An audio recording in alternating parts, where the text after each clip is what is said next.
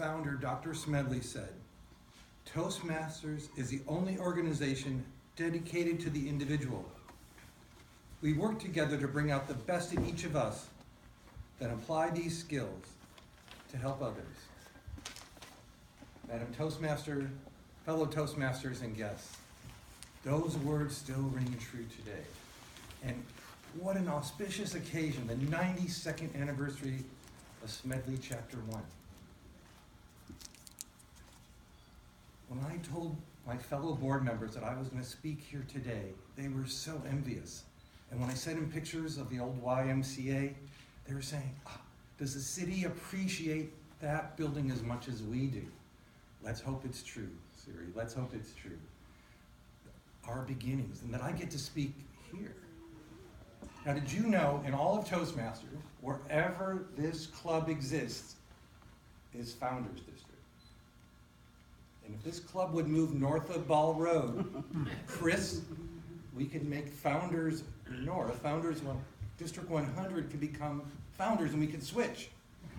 I don't think that's going to happen, Siri. Don't worry. That's the power of this club. And we know that people come from all over the world to come to this club and see where it all began. Now, Dr. Smedley guides us to this day in all we do, that we first teach ourselves. That's the beauty of Toastmasters. Then we serve others and teach others to learn as we have. That's what's unique about this. And we also have our core values. And tell Dan Rex I got this right. Integrity, respect, service, and excellence, with integrity coming first.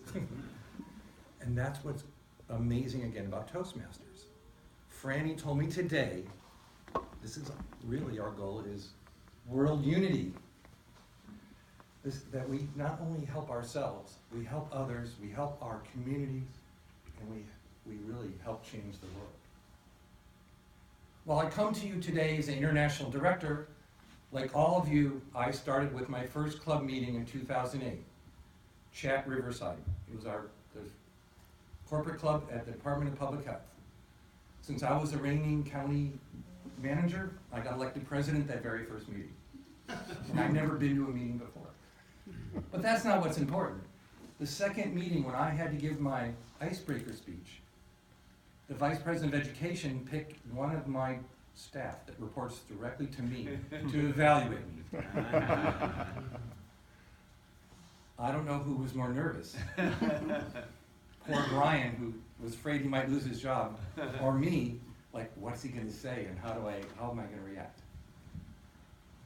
Now, the two of us didn't know it at the time because we hadn't really heard of service leadership. We knew enough about the program, and our mentors and sponsors had taught us enough that I gave my speech, he gave my evaluation, it was perfect, and it all worked out. Now, years later, Brian became a distinguished area governor. I like to think his evaluating my first speech got him on that path. Maybe not, maybe so. We have to look for leaders wherever they are. It's part of the service that we make. You guys, if you ever have a meal with Franny, you're going to learn so many cool ideas.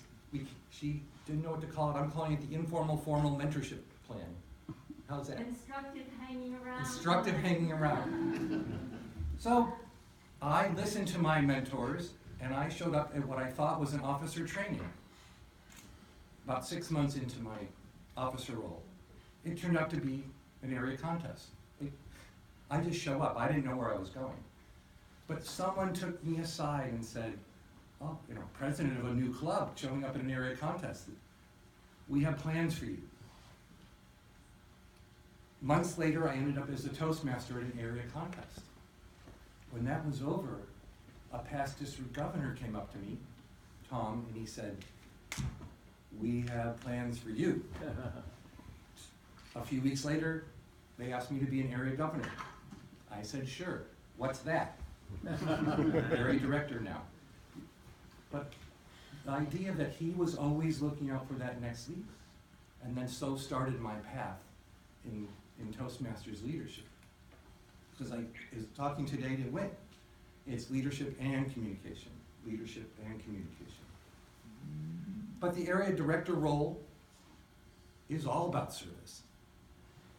And I remember I was chairing a contest with a fellow area director, a retired Air Force guy. He didn't trust civilians at all. My job, bring the programs and bring the bagels. And when I showed up with both of those things 45 minutes early, I thought he was gonna die, because no one had ever come through for him like that. The power of bagels in service, I had never put those together before. But we know of what we have to do. You have the fancy title, you have the fancy badge, but really it's all about service to our members and helping them improve and doing those core values of integrity, respect, service, and excellence. You do what you say you're gonna do, and then you do it. And even that Air Force retired staff sergeant, who you all know, in District 12, to this day we have that connection. Not only because I protested against the war, but because I came through when I said I would. A few years later, when I was district governor, now called district director, at training in Cincinnati, we get to go to all the hotspots of the US and Canada.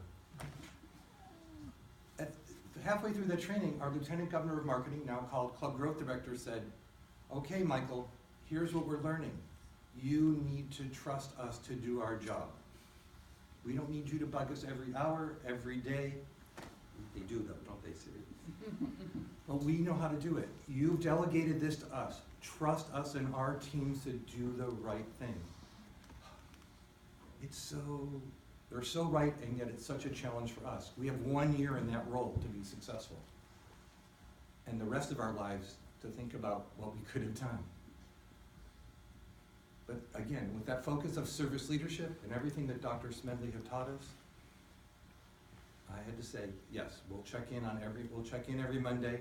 You let me know when you need me to show up and give the charter ceremony or show up at a demo meeting or a launch meeting. And it was hard. But I did, because I'd given my word to her. And we were super successful, not because of anything I did, but because of what the whole team did. As Siri talked about, all those people that helped us. Even I have to learn service leadership, and I'm the leader of the group. But I had no idea how much I would learn during that year. But I learned a lot from my mentors. So the following year, when I was the immediate past, you get to be the nominations chair. You look for the other leaders for the coming year. And now many just come out of the woodwork and they tell you they want to do it. But we needed another person to run for club growth, because the competition there is key to the success of Toastmasters in every district.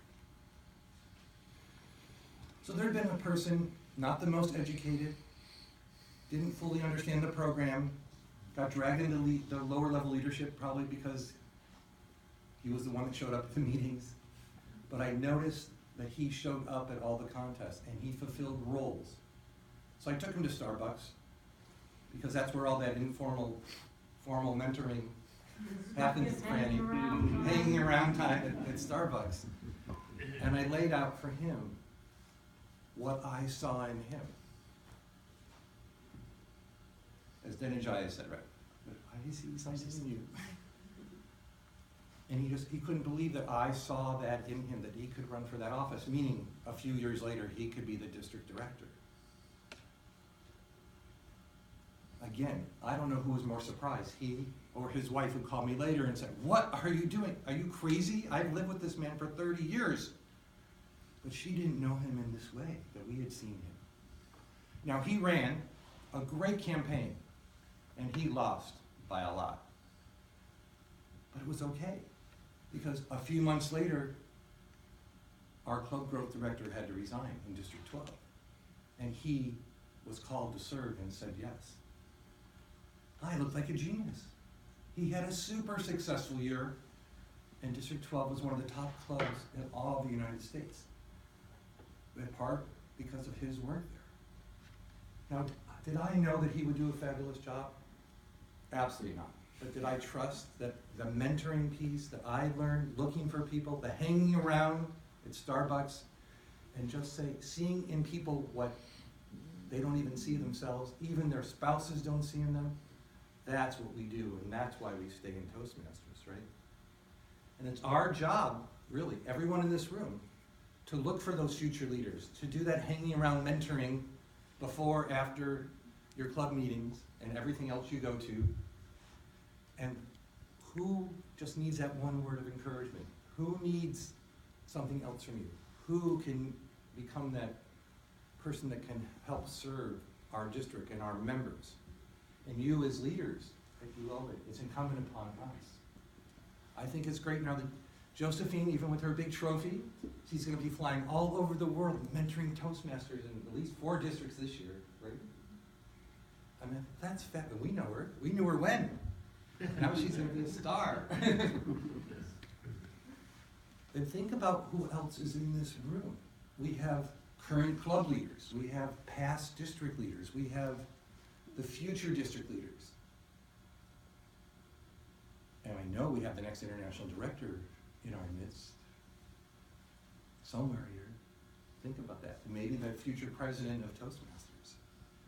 And because of everyone in this room, everyone in this district, everyone in Toastmasters, understanding what we're talking about here is as service leaders. Not servant leaders, but service leaders, and how we serve others. And again, I can't wait to tell my fellow board members how strong Smedley Chapter 1 is, how the Y is being renovated, and what an opportunity we have here from the birthplace of Toastmasters to continue to grow. So I say to you, Smedley Chapter 1, here's to another 92 years. Cheers.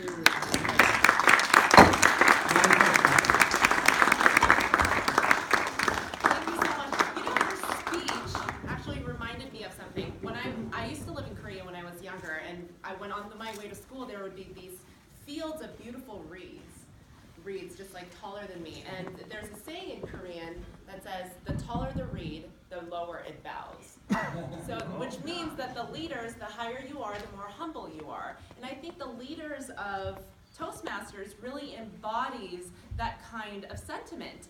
And if you were to talk to the leaders of the United States, what would you teach them about leadership? Oh boy. Yeah. Here we go. Now, what's in Toastmasters, the most important part of Toastmasters is the member or the soon-to-be member of the club. Okay, Hillary and Trump, it's the people. It's the lowest socioeconomic status of our people. It's the normal people living their jobs, getting stuck in traffic. Everything is about them, not about the two of you fighting over ridiculous things. Remember why we're here. It's free. It's just like the national anthem, the home of the brave, the home of the free. This is what we're all about. Remember the core values. Well, thank you so much. I think we can all learn something from